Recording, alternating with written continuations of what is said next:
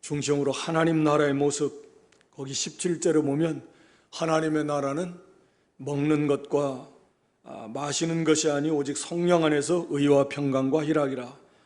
많이 알려진 또 이렇게 암송하는 유명한 그런 성구 중에 하나입니다. 이 말씀을 중심으로 다시 한번 하나님의 나라의 모습이 어떤 모습인가 하는 것을 우리가 오늘 말씀을 통해서 다시 생각하면서 그 하나님의 나라를 바로 세워나가는 그런 믿음이 될 수 있기를 바랍니다. 우리가 하나님의 나라라고 하면 하나님이 다스리시는 하나님의 왕국, 여기서 나라라고 할 때는 그런 개념입니다. 왕이 다스리는, 그러니까 왕의 왕국을 가리키는 그런 표현인데, 그러니까 하나님의 나라는 어떻게 보면 하나님께서 이 천지 만물, 우리 사람, 이 창조하신 창조의 목적 중에 핵심이죠. 당연히 이 세상 역사의 핵심입니다. 그러니까 하나님의 나라를 하나님은 완성하시고자 하는 거죠. 그래서 하나님 나라가 완성이 되면 그러면 이제 이 세상 역사는 끝난다 그랬습니다. 그러니까 이 모든 세상의 역사의 가장 중심이고 핵심이 하나님 나라입니다. 하나님의 나라, 지금도 이루어져 가고 있는 교회를 중심으로, 하나님의 백성들을 중심으로 하나님께서 친히 성부, 성자, 성령 삼위일체 하나님께서 지금도 이 하나님의 나라를 가장 열심을 내서 이루어가고 계십니다. 물론 이것을 위해서 성자 하나님이 사람이 되시는 그런 상상도 할 수 없는 그런 일을 행하셨고 십자가에 죽으시고 부활하시는, 그렇게 해서 하나님의 나라를 세워나가시는, 이게 하나님의 나라, 그러니까 얼마나 이것이 중요한가 하는 것을 우리가 알아야 됩니다. 지금도 이 땅에서 말씀드린 대로 우리 교회와 성도 뗄 수 없으니까요, 그 가운데 하나님의 나라를 지금도 하나님께서는 세워나가고 계신다. 한 사람 한 사람 10년 가운데 하나님 나라가 이루어지고, 그 성도의 가정에 하나님의 나라가 이루어지고, 교회를 중심으로 하나님 나라가 이루어지며 이 땅에 하나님 나라가 확산되어지고 견고히 세워져 나가는, 그래서 오늘 여기 20절에는 하나님의 사업이다 이렇게 표현하고 있는데, 하나님의 나라를 세워나가는 게 이게 하나님의 사업이고, 모든 열심을 다해서 독생자를 보내주시고 십자가에 죽기까지 하는 그런 고난을 받으시면서 이루어 나가시는 게 바로 이 하나님의 나라다. 그러니까 우리가 그 하나님의 나라를 이루어 나가는 그런 한 구성원으로서 여기에 다시 한번 이 일이 얼마나 크고 중요하고 놀라운가 하는 것을 항상 잊지 않도록 해야 됩니다. 그래서 오늘 본문에 보면 거기 17절에 하나님의 나라는 먹는 것과 마시는 것이 아니다, 오직 성령 안에서 의와 평강과 희락이다, 이렇게 말씀하고 있습니다. 그러니까 먹고 마시는 것, 여기 먹는 것과 마시는 것이 아니다, 이건 앞서 우리가 살펴본 대로 1차적으로는 당시 로마 교회에 먹는 것, 과연 이걸 먹어야 되느냐, 구약에 금지했던 그런 그 고기들, 금했던 식물들, 그걸 먹어도 되느냐, 또 먹어서는 안 되느냐, 이런 문제들로 이 유대인 크리스찬들은 아직 믿음이 좀 연약한 그런 부분이 있어서 여전히 구약적 그런 습관을 버리지 못하고 또 가르치면서 벗어나지 못해서 여전히 먹으면 안 된다 이렇게 주장을 하고 있고, 이방인 성도들은 먹어도 된다, 이미 그리스도 안에서 그건 다 없어진 의식과 제도의 뻔이고 거기에 담겨져 있는 교훈만을 우리가 잘 받으면 되는 거지 그걸 먹어도 된다, 사실 그게 옳죠. 그래서 이 음식의 문제, 뭐 포도주의 문제, 그리고 심지어는 이 날의 문제, 이런 문제들, 여기서 말하는 것은 이제 그런 것들, 진리 문제가 아닌 것들, 먹어도 되고 먹지 않아도 괜찮은 것들, 그런 문제들, 거기에 하나님의 나라가 달려있는 것은 아니다 라고 하는 것이죠. 좀 더 우리가 이 개념을 확산시켜서 말하면 우리의 모든 그런 삶 속에서 물질 문제, 좀 잘 먹고 잘 입고 잘 마시는 거, 그런 것에 하나님 나라가 있는 것이 아니다. 우리 주님께서도 친히 말씀하신 대로 그 물질의 소유의 넉넉함에 생명이 거기에 있는 게 아니라 그랬습니다. 하나님의 나라는 그런 것이 거기에 있는 것이 아니다 라고 말씀합니다. 오직 성령 안에서 의를 이루는 것이고, 성령 안에서 평강을 이루는 것이고, 성령 안에서 희락을 이루는 것, 이게 하나님 나라의 모습이다 라고 오늘 본문은 말씀하고 있습니다. 그러니까 우리가 좀 좁혀서 생각한다면 하나님 나라의 이 지상에서의 불완전하지만 하나님 나라의 이 교회의 모습이 우리가 진리가 아닌 것들, 먹는 문제, 마시는 문제, 이런 것들로 서로 그냥 싸우고 다투고 반목하고, 그래서 거기에서 그냥 상처를 받고 주고 실족하고 신뢰 존내 이러는 게 아니고, 그런 것들은 관계없다라는 거죠. 중요한 것은 어떻게 하면 성령 안에서 의를 이루어 나갈 것인가. 하나님의 나라는 의의 나라인데, 그래서 의가 아닌 건 하나님 나라에 들어갈 수 인정받지 못한다 그랬습니다. 우리가 구원받은 것도 사죄와 칭의, 의롭다함을 얻는 거, 죄 문제가 해결돼야 되고 하나는 의의 문제가 해결돼야 됩니다. 그러니까 사죄와 칭의가 있어야 그게 구원이잖아요. 의가 없으면 하나님 나라에 들어갈 수 없는 것입니다. 의, 넓은 의미에서 의인데, 오늘 여기 본문에서 말하는 이런 의는 좀 좁혀서 우리가 생각할 때, 특히 로마서 10장에서 말씀하고 있는 것은 바로 이런 형제와의 관계 속에서, 교회 안에서 성도와의 관계 속에서 이루어지는 올바른 관계, 올바른 관계 형성, 그 의를 지칭한다고 볼 수 있습니다. 우리가 어떻게 해서 하나님 나라 안에서, 이 교회 안에서 성도와의 관계 속에서 어떤 바른 관계를 형성할 것이냐,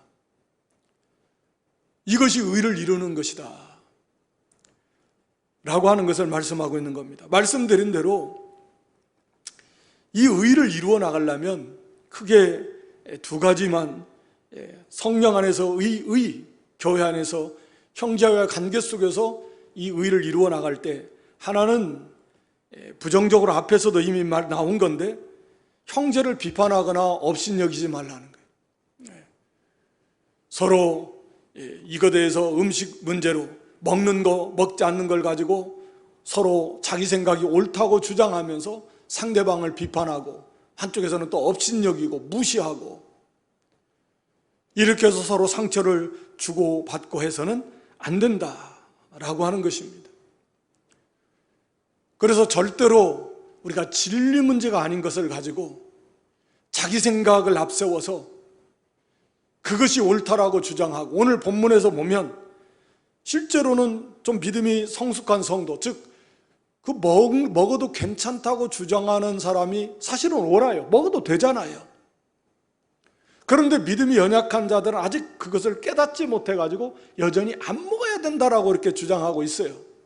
그런데 말씀드린 대로 그건 안 먹어도 안 먹는 사람도 주를 위해서 안 먹는 것이 바로 한다고 생각을 하고 안 먹는 것이고, 또 먹어도 괜찮다고 주장하는 사람도 그거 좋은 거예요. 주님께서 이미 다 해결해 왔는데 당연히 그것을 먹어도 감사함으로 먹고 담겨져 있는 교훈만 받으면 된다. 이게 성숙한 신앙이에요. 그러나 이거 자체가 안 먹는다고 죄가 아니에요.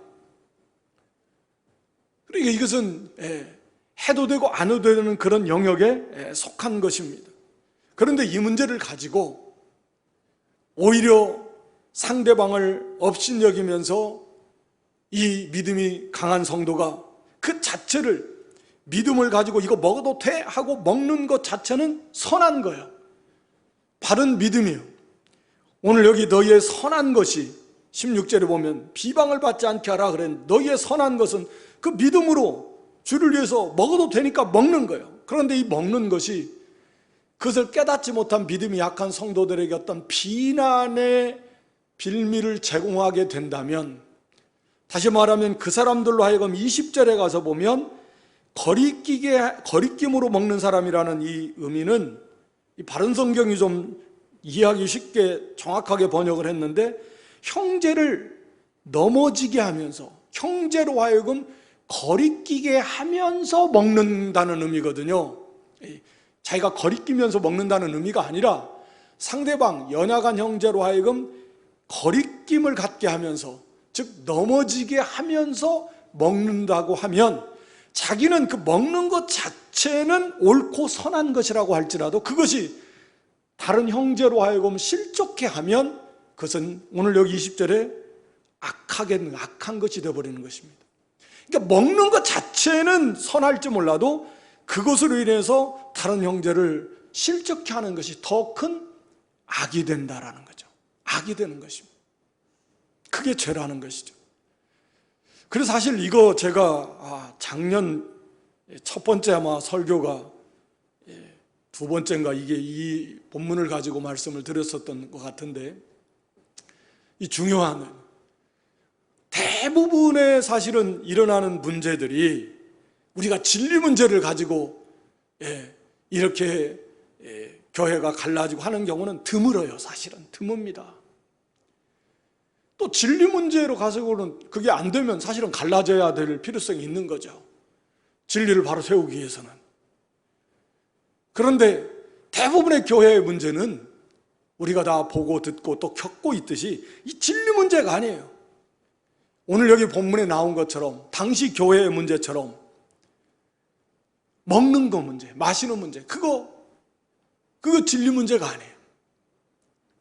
그런데 그것 가지고서 네가 옳래 내가 옳래, 결국은 자기 주장을 앞세우고 자기 생각과 자기 뜻을 관철하면서 상대방을 배려하지 않고 오히려 상대방을 무시하고 비판하고, 그러면서 성도 간에 이 상처가 서로 주면서 큰 골이 생기고 시험에 빠지고 실족하고 나는 교회 안 나오는 사람도 생기고, 이게 얼마나 이런 일들이 많이 일어납니까?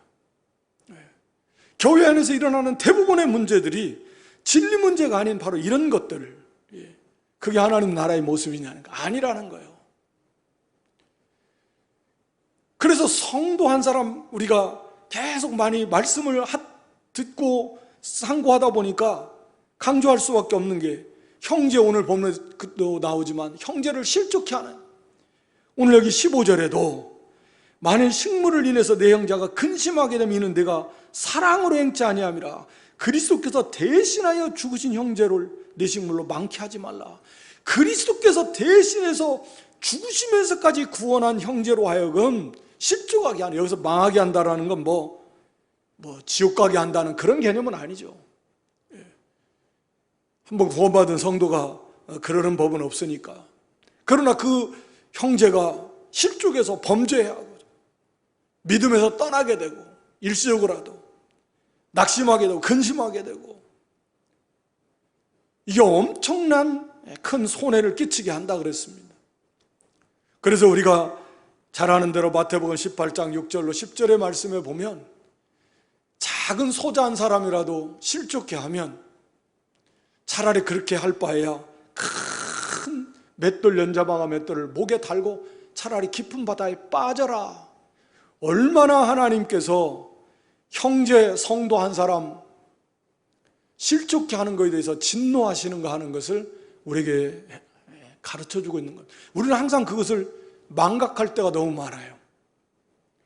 그거 먹고 마시고 안 먹고 안 마시고 그러면 되는데, 그것이 그렇게 중요한 게 아닌데, 성도 한 사람을 상처 주는 것을 오히려 작게 여기고, 그거 먹어도 되고 안 먹어도 되는 그런 문제들, 그걸 크게 여겨가지고, 그로 인해서 하나님의 나라를 20절에 보면 하나님의 사업을 무너지게 말라 하는데 무너뜨리는 그런 죄를 짓고 있다. 형제를 실족해 하고 하나님의 사업을, 하나님의 나라를 무너뜨리는 것이 이게 얼마나 큰 죄를, 잘못을 저지르고 있는가를 자기도 의식도 안 하면서 그게 몸에 배가지고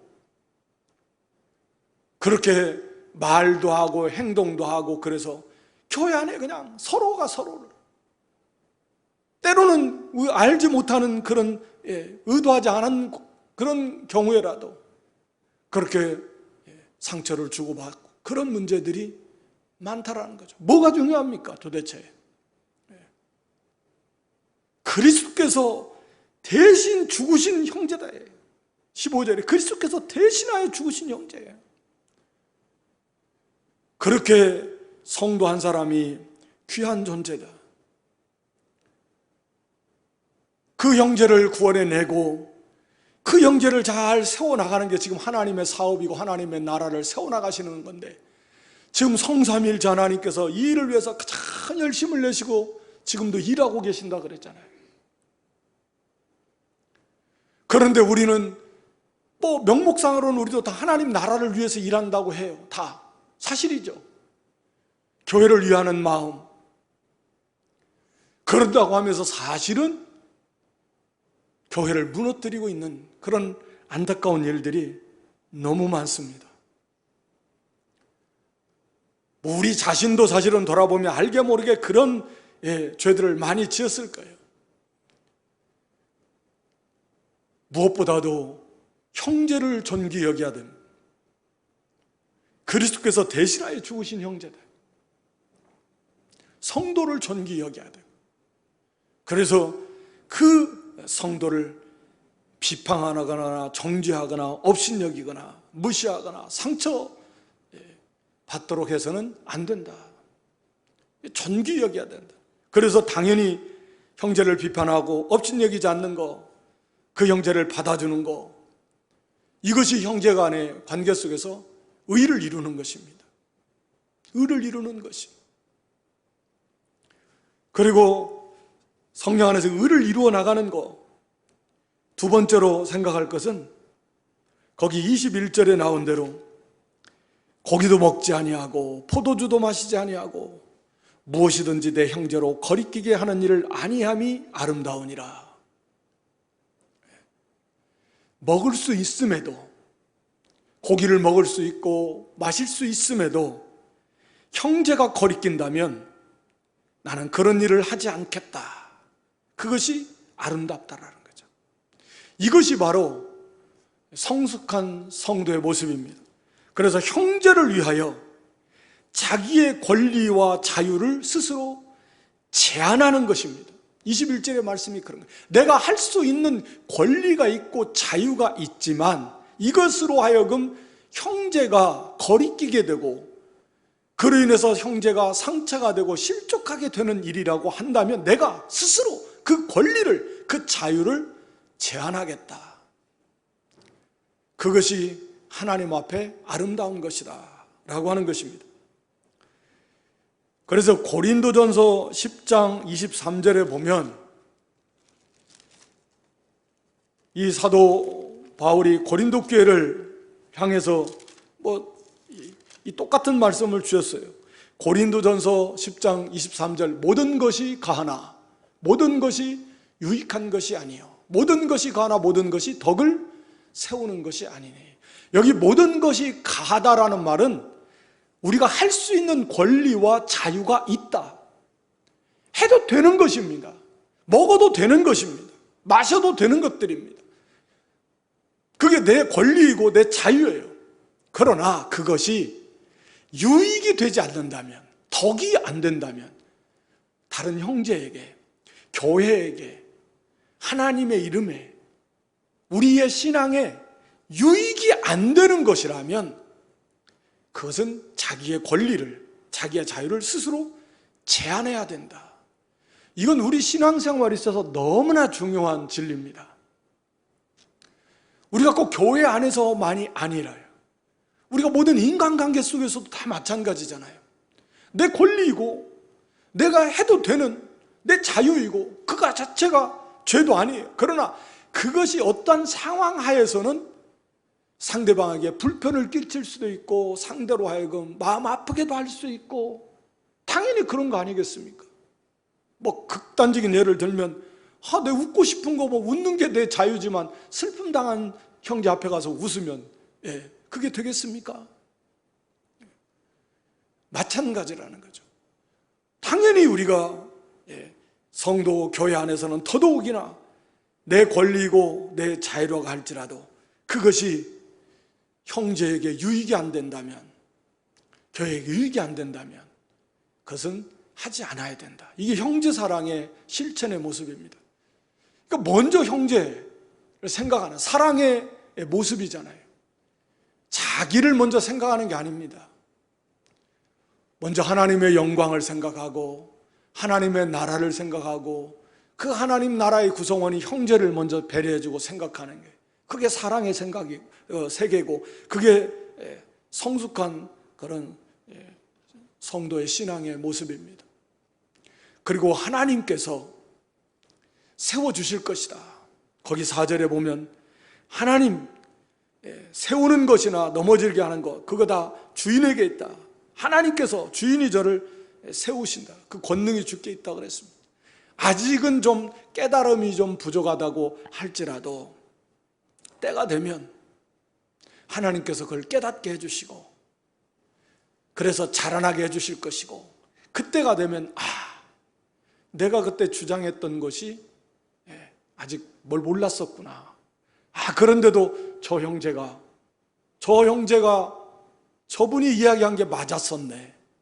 그런데도 나에게 맞춰주니라고 자기를 그걸 주장하지 아니하고 양보하면서 내 뜻대로 그것을 인정해주고 용납해주고 그걸 깨달을 때 얼마나 그 형제가 존경스럽고 나도 그래야 되겠다.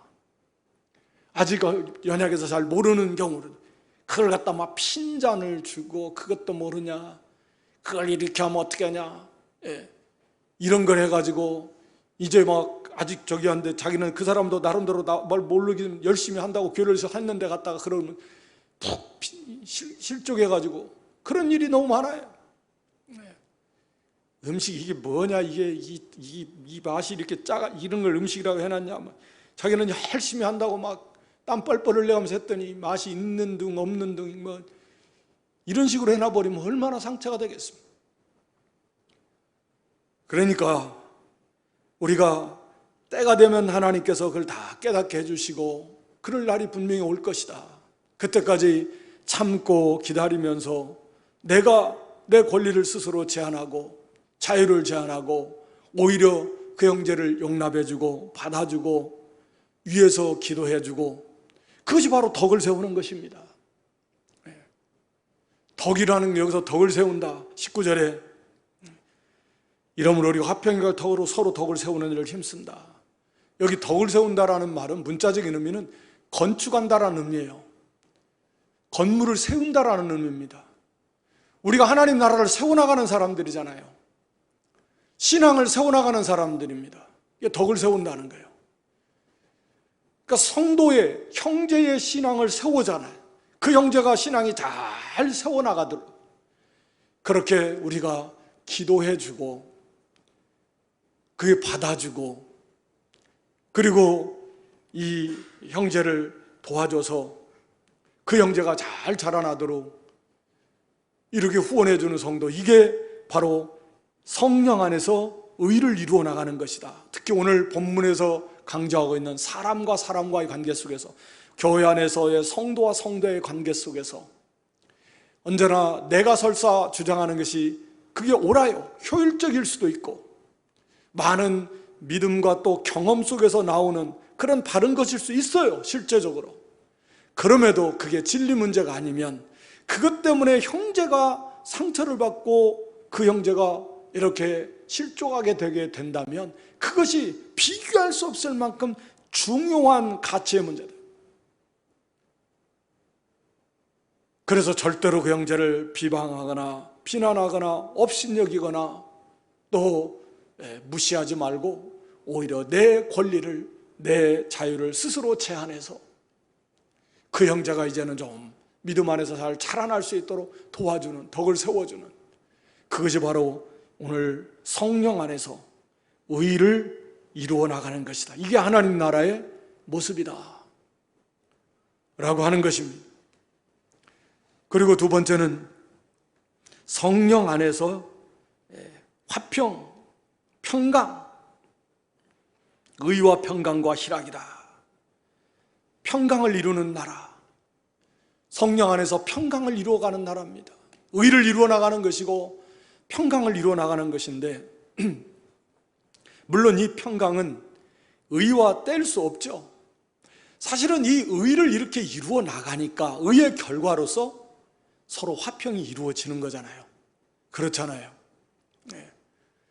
그러니까 의를 이루어 나가지 않는데 평강은 없습니다. 이사야 32장 17절에 보면 의의 공효는 평강입니다. 그러니까 의를 이루어 나갈 때 거기에 평강이며, 우리가 다 마찬가지입니다. 하나님의 앞에서 의로운 삶을 살아나갈 때에 그때 우리 가운데, 우리 심령에도 평강이 임하는 것이고 하나님과의 관계, 그런 평강, 화평의 관계가 이루어져 나가는 것입니다. 오늘 여기 앞서서 성도와의 관계 속에서 이렇게 자기를 양보하고 자기를 희생하면서 의를 이루어 나가는데, 당연히 그 형제와의 관계가 어떻게 되겠습니까? 화평의 관계를 이루게 되는 것이죠. 어떻게 하면 화평을 이루어 나가는 거예요? 자기를 앞세우고 자기를 주장하고 자기 고집, 자기 생각을 드러내가지고는 화평을 이루어 나갈 수 없습니다. 우리 예수님처럼, 예수님께서도 자기를 위하는 게 아니라 그랬습니다. 거기 앞에 그 다음에 보면 로마서 15장 3절에 그리스도께서 자기를 기쁘게 하지 아니하셨나니, 우리 예수님도 자기를 기쁘게 하는 게 아니에요. 그러니까 서로 상대를 위해서 내가 희생하는 겁니다. 화목제물이 되셨다 그랬어요. 화목제물. 화평을 이루기 위한 제물이 되신 겁니다. 하나님과 화평하기 위해서 내가 희생하는 겁니다. 그게 예수님의 화목제물이에요. 이라는 의미잖아요. 그러니까 우리가 형제와의 어떻게 하면 화평을 이루어 나갈까? 이게 하나님의 나라고, 마귀의 역사는 화평을 재해버리는 거라 그랬습니다. 이건 너무나도 분명하고 확실한 거예요. 할 수 있는 대로, 앞에서도 할 수 있는 대로 우리가 화평을 이루어 나가는, 성령 안에서 화평을 이루어 나가라. 잠언 15장 17절에 보면 우리가 채소를 먹으면서도, 나물을 먹으면서도 서로 사랑하는 거, 서로 화평하는 거, 그것이 살진 송아지 잡아먹으면서 서로 미워하고 다투는 것보다 훨씬 낫죠. 비교도 할 수 없는 거죠. 그런 것들을 좀 안 먹으면 어떠냐? 내가 스스로 권리를 제한하면서도 어떻게 하든지 화평을 이루어 나가려면 우리가 하나님과 먼저 화평을 이루어 나가야 되고, 내 속에 화평이 없으면 사실은 형제와의 그 화평을 이루어 나가기가 쉽지 않습니다. 그래서 늘 하나님과의 화평, 의를 이루어 나가고 믿음을 쓰고, 그리고 형제와 화평을 이루어 나갈 때 내가 희생하고 내가 양보하고 또 내가 섬기면서, 그래서 형제와 화평을 이룰 때 내 안에 평강이 넘치게 되는 것입니다. 그러니까 형제와 화평을 이룸으로써 내가 희생하지만, 내가 양보하지만, 내가 섬기지만, 그럼으로써 오히려 내 안에도 하나님의 은혜 가운데 주시는 평강이 넘치게 되게 된다. 그래서 이 성령 안에서 의를 이루어 나가고 그 결과로서 화평을 이루어 나가는, 이 화평을 이루어 나가는 것 자체도 의입니다. 화평을 어떻게 하면 화평의 사람이 될까? 이게 하나님의 아들이라 일컬음을 받는다 그랬잖아요. 화평케 하는 사람, 자기를 내세우는 사람이 아닙니다. 자기를 희생하면서 화목제물 대신 예수님처럼 자기를 희생하면서까지 서로 화평케 되도록, 이런 사람은 어디를 가도 환영을 받아요. 그 사람이 가면 다 화평이 이루어져요. 그런데 둘이면 둘, 셋이면 셋, 열이면 열, 자기만 주장하면 화평은 다 깨지게 되는 것입니다. 그래서 이게 의를 이루어 나가는 것도 그렇고, 화평을 이루어 나가는 것도 그렇고, 여기 기쁨을 이루어 나가는 것도 그렇고, 그 앞에서 그래서 성령 안에서, 성령의 은혜 속에서, 성령의 도우심으로 이게 가능합니다. 우리 사람이 사실은 다 부패성이 있어요. 다 자기중심적이고, 자기 생각대로 하고 싶고, 자기를 높이고 싶고, 자기를 드러내고 싶고, 다 자기가 주장하고 싶고, 자기. 이게 다 강합니다. 이 원수를 쳐 부셔서 자기를 부인하고, 자기 스스로 권리와 자유를 제한하고, 이게 쉽겠습니까? 그리고 이게 성령의 은혜 속에서 하나님의 도우심으로 이게 가능하다. 그래서 감사한 거죠. 우리의 자연적인 본성으로는 거의 불가능하다고 볼 수 있는데, 그러나 우리가 기도하고 우리 안에 계신 성령의 인도하심을 받고 도우심을 구하고 그 성령을 의지해서 그 성령의 인도를 받아서 우리가 이 의를 이루어 나갈 수 있고, 자기를 스스로 부인하고 권리를 제한할 수 있고, 그리고 자기를 희생하면서 화목을 이루어 나갈 수 있다라고 하는 것입니다. 그리고 거기 세 번째는 성령 안에서 희락, 기쁨입니다. 성령 안에서 기쁨을 이루는 그 결과죠. 사실은 우리가 의와 평강을 이루면 그 속에 기쁨이 있다, 결과로 오는 것입니다. 또 한 가지는 성령 안에서 희락을 이룬다라는 말은 형제를 기쁘게 한다라는 그런 의미입니다.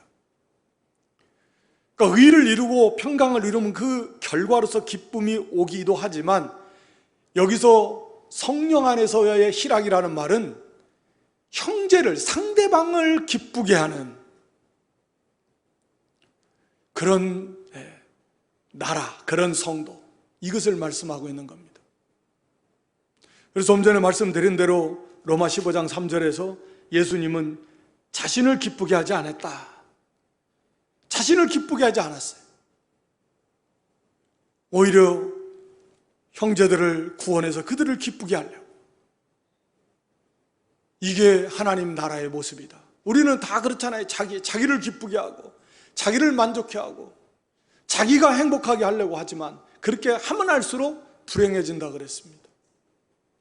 역설이지만 자기를 희생하고 주를 위할수록, 오늘 여기 본문대로 형제를 기쁘게 하고 하나님을 기쁘시게 하고,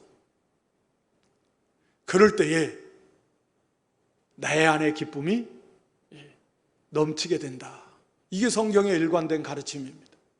사도 바울도 고린도전서 10장에 가서 보면 마지막 10장 32절로 33절에 말씀 보면, 제가 읽겠습니다. 유대인에게나 헬라인에게나 하나님의 교회에나 거치는 자가 되지 말고 나와 같이 모든 일에 모든 사람을 기쁘게 하여 나의 유익을 구치 아니하고 많은 사람의 유익을 구하여 저희로 구원을 얻게 하라. 누구에게나 거치는 사람 되지 말라는 거예요. 나 때문에 어떤 사람이라도, 단 한 사람이라도 걸려 넘어지는 사람이 돼서는 안 된다라는 거죠. 그런 사람 되지 말라라는 거죠. 누가나 나 때문에 어떤 성도가 실족했어? 이건 정말 심각한 문제.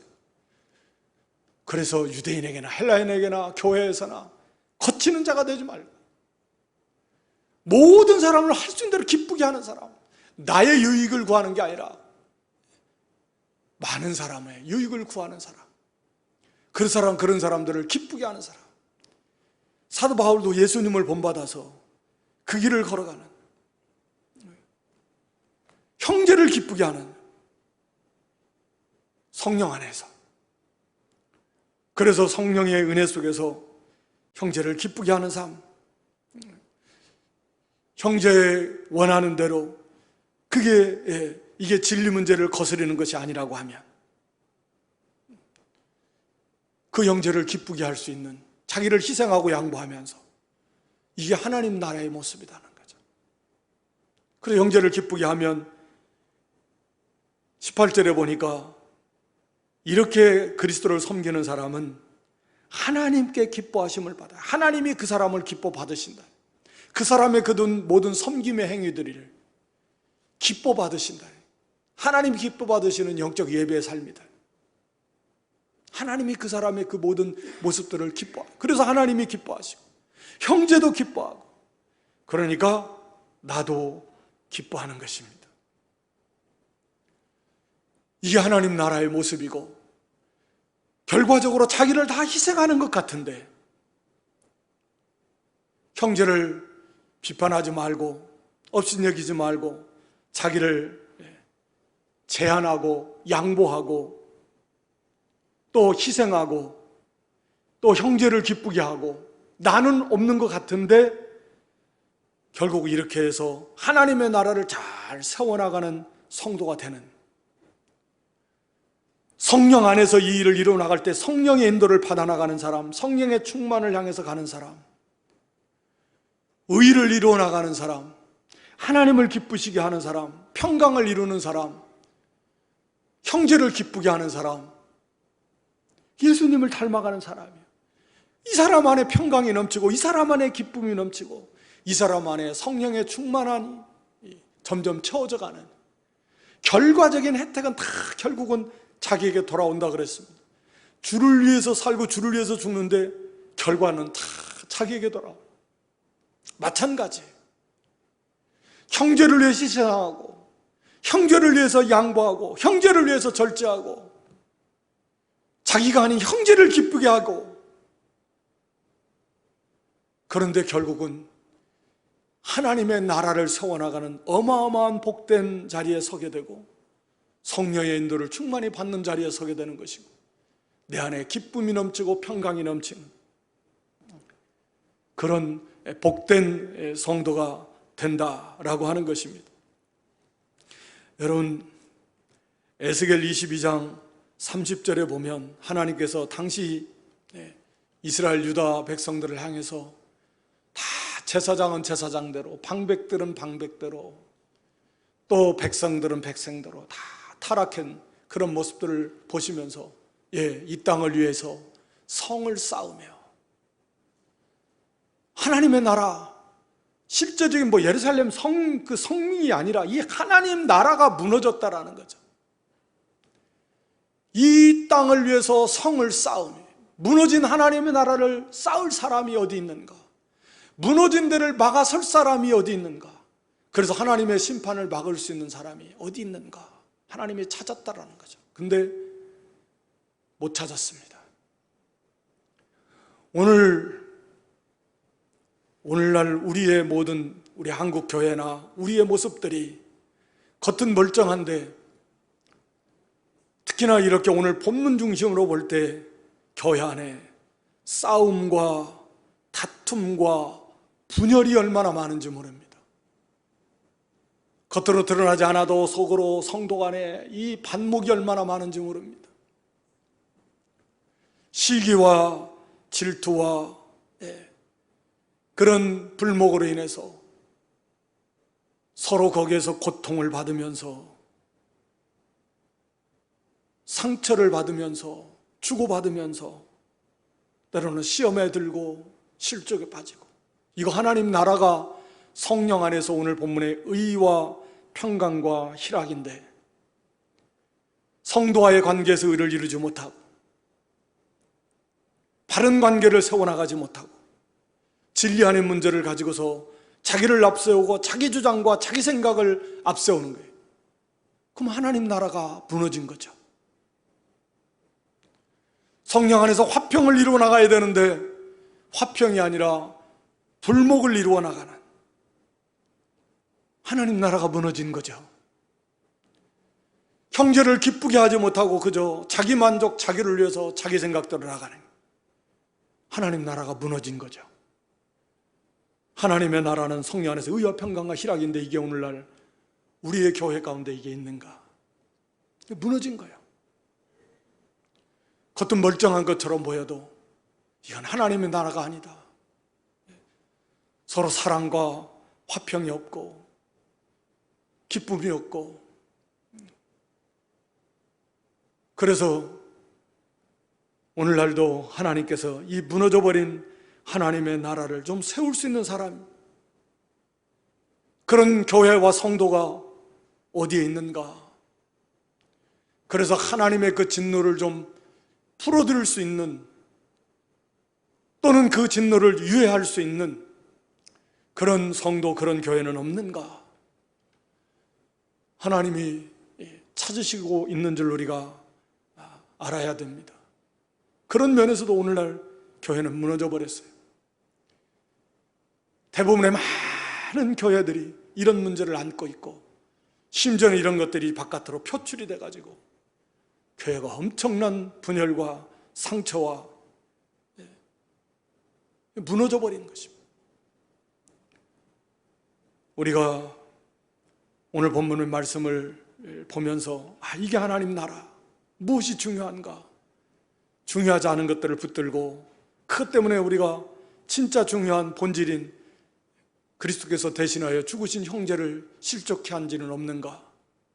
우리 자신들을 돌아보면서 내 자유와 권리를 스스로 제한하면서 그 형제를 세워져 나가는, 화평을 위해서 내가 낮아지고 희생하고 내가 아닌 형제를 기쁘게 하는 이 모든 것이 성령의 은혜 속에서 성령 안에서 인도를 받는 그런 성숙한 성도와 성숙한 교회가 될 수 있기를 주님의 이름으로 축원합니다.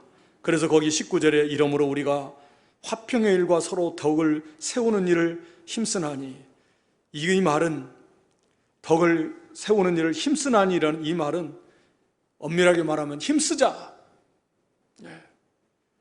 서로, 그러므로 우리가 이제는 화평의 일과 서로 덕을 세우는 일을 힘씁시다 라는 권면의 말씀입니다. 사실은 오늘 이 말씀, 오늘 본문의 결론의 말씀이겠습니다. 그러므로 이렇게 하나님 나라를 세우는, 이렇게 섬기는 사람은 하나님이 기뻐하시고 사람에게도 칭찬을 받고 하나님 나라를 세우는 어마어마한 공로자가 되고, 그 사람 안에 성령의 충만한 은혜 가운데 기쁨도 있고 평강도 넘치는, 이런 복된 성도가 되는, 얼마나 복이 돼요. 그러므로 어떻게 하면 우리가 화평을 이뤄나갈, 서로 덕을 세우는 것은 그 사람의 신앙을 세워주는 거라 그랬습니다. 건축하는 거라 그랬습니다.